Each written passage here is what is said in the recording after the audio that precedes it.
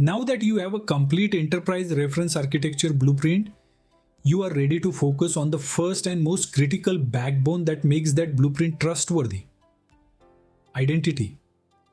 In modern Azure environments, identity is not a supporting function sitting quietly in the background. Identity is the control plane for access, risk, and accountability.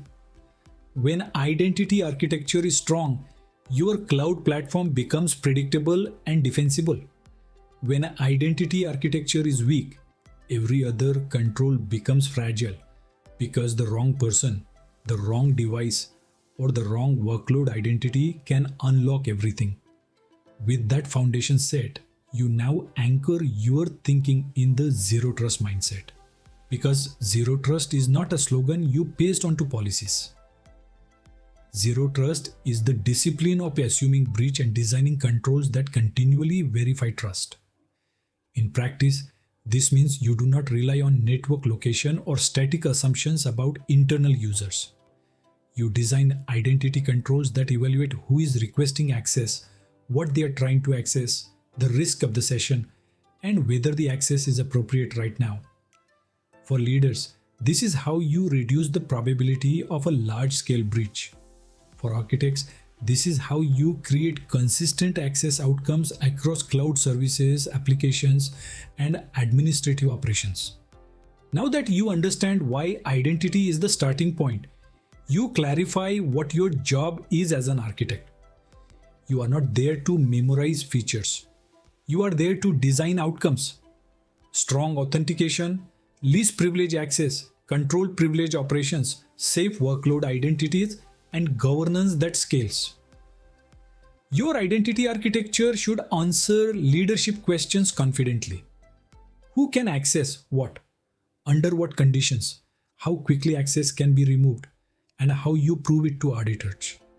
This is why identity design is one of the highest impact architecture decisions you will ever make in Azure. With your role clear, you now define identity goals in a way that leaders can support and invest in. Your identity architecture must reduce breach risk, protect privilege access, support compliance obligations, enable secure productivity, and provide a consistent model for cloud adoption. It must also minimize operational chaos by defining clear ownership for identity operations, access approvals, and exception handling. When you present identity design as risk reduction and business enablement, leaders see it as a foundational investment, not an optional enhancement. With goals established, you now confront one of the most strategic identity decisions: tenant strategy. The question is not whether one tenant is always better than many. The question is what boundaries you need for governance, security, regulatory separation, and operational control. A single tenant can reduce complexity, improve user experience, and centralize governance. Multiple tenants can be justified when you need strong separation between regulated environments, distinct business entities, or different risk profiles. As an architect, your job is to make the separation decision intentional, clearly justified, and aligned to business reality, because tenant boundaries shape everything that follows. With tenant strategy set, you now reinforce a key modern truth. Identity is your perimeter. When your teams use software services, remote work, and automation, network boundaries alone cannot protect you. Identity becomes the gatekeeper to management access, data access, and workload operations. This is why your identity architecture must treat authentication and authorization as core security controls, not as administrative configuration.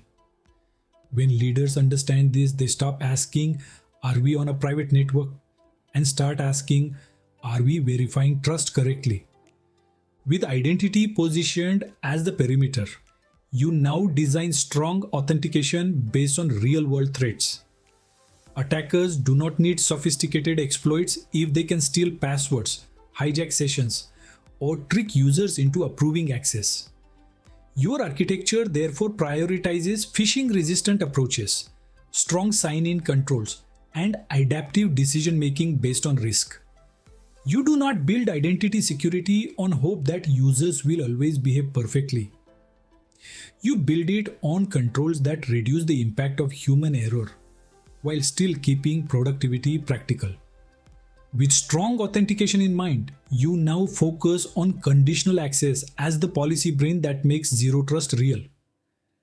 Conditional access lets you define when access is allowed and when it must be challenged, based on signals such as user risk, device trust, location, and application sensitivity. The leadership value is that access becomes policy driven rather than personal preference. The architectural value is that you can apply consistent decisions across the organization, reducing the risk of uneven controls and creating predictable user experience aligned to risk. With conditional access introduced, you now expand the identity conversation beyond the user. Zero trust requires you to consider the device as part of the trust decision. If you allow sensitive access from unmanaged devices, you increase the chance of credential theft, data leakage, and persistent compromise. Your identity architecture therefore aligns with device trust principles so that sensitive access requires managed healthy endpoints.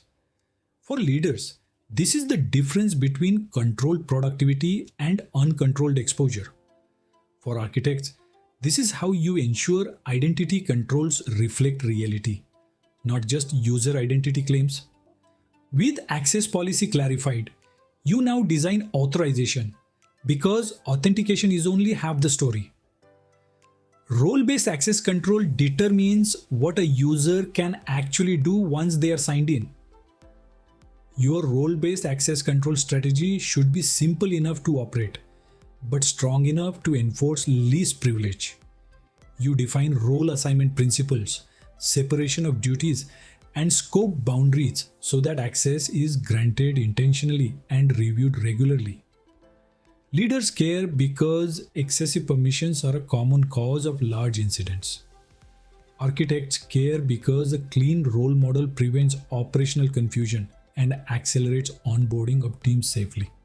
With least privilege in place, you now elevate privilege access into its own architectural focus because high impact roles require stronger controls than everyday access. Your design should ensure privilege access is time bound, approval aware where necessary, and auditable.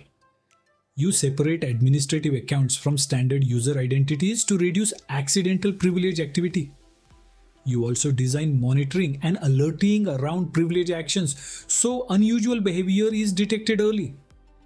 The leadership outcome is reduced chance of catastrophic compromise.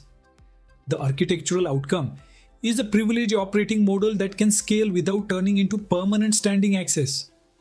With privilege access controlled, you now plan for resilience in identity itself.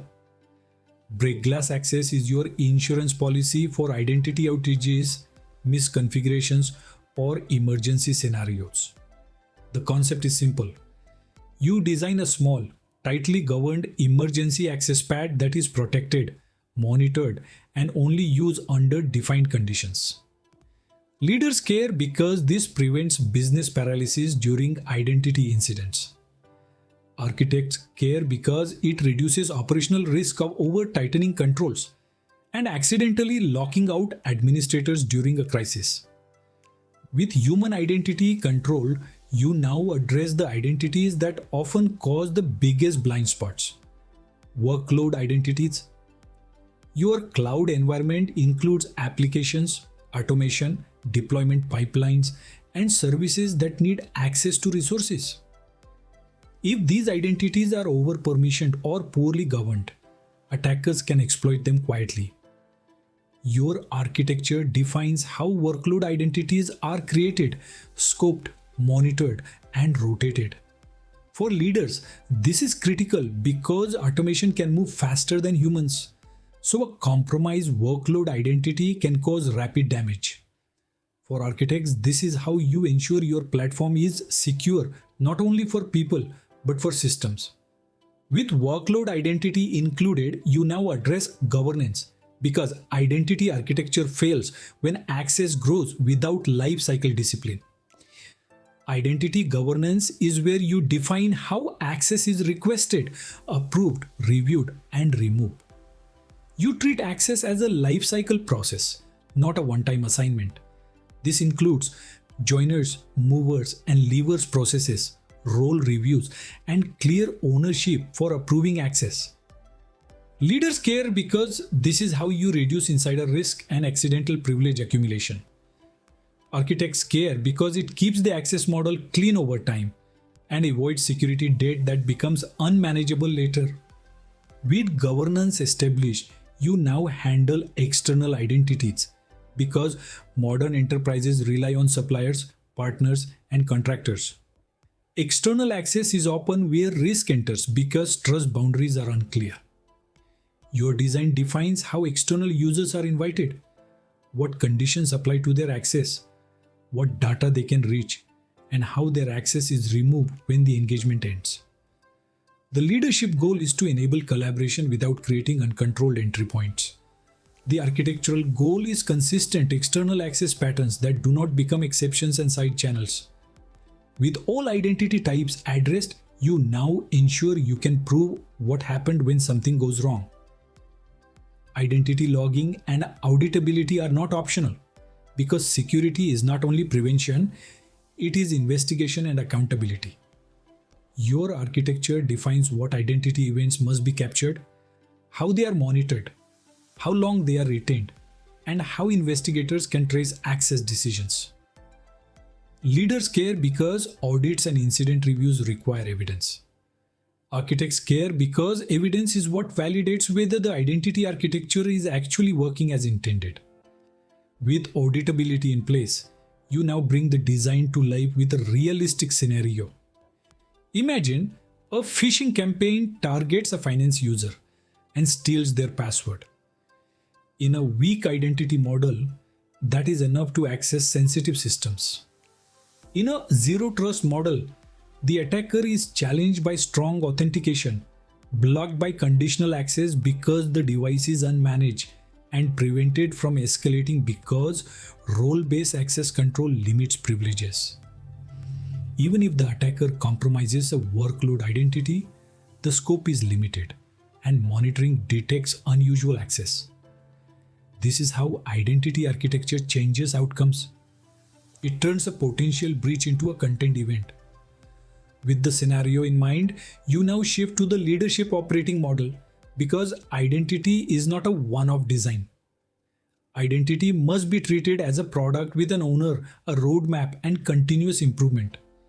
You define who owns policies, who manages privileged access, who approves exceptions, and how changes are tested and rolled out safely.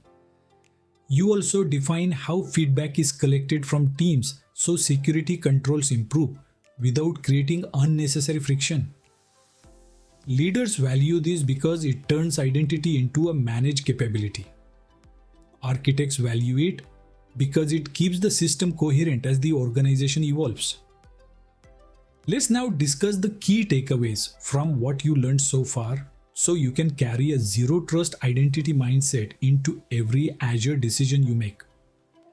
Identity is the control plane and perimeter of modern Azure, and zero trust means you continuously verify trust rather than relying on network location.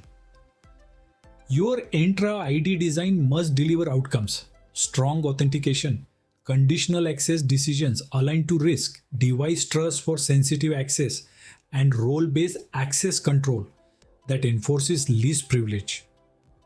Privileged access must be treated as a separate, high-control system with time-bound access, strong monitoring, and emergency break glass planning.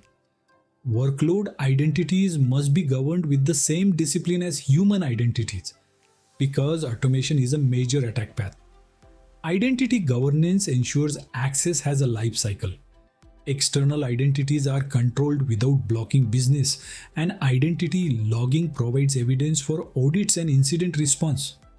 Finally, identity must be operated as a product with clear ownership and continuous improvement, because trust decisions evolve as threats and business needs change. If you want to design Azure identity the way modern enterprises actually need it, subscribe so you can continue through the rest of this playlist and build the full architecture step by step. Like this video so more leaders and architects learn Zero Trust identity principles. Comment with your biggest identity challenge such as privilege access, external users or workload identities, and share this with your team so you can align on one consistent identity architecture and reduce risk together.